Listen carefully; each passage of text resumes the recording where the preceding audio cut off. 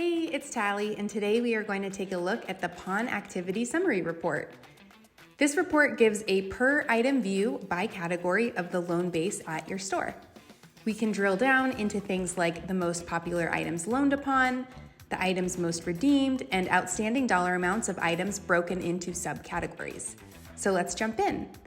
From the Bravo dashboard, navigate to Reports, and scroll down to Loan Reports, and then you're going to select Pawn Activity Summary and then Preview.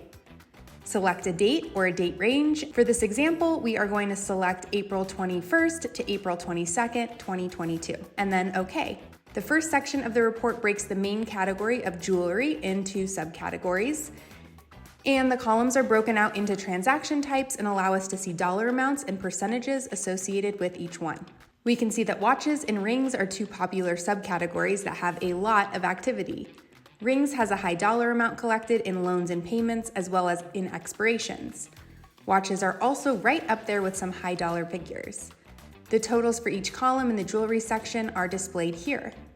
The period variance column total shown here is loans minus renewals, minus redemptions, minus expirations for each subcategory.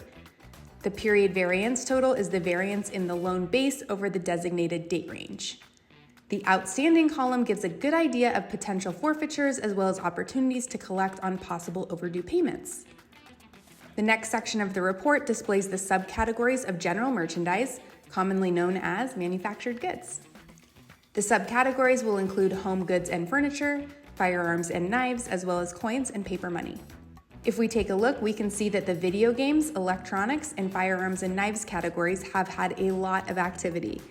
There is a significant amount left in outstanding, presenting an opportunity to collect on these loans before they expire.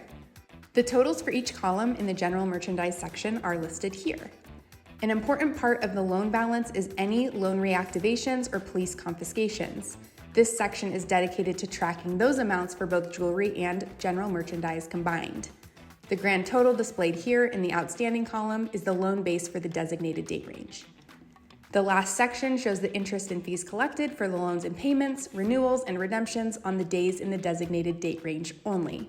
That's it. If you still have questions, visit the Solution Center and check out the Pawn Activity Summary article, or give us a call at 888-407-6287.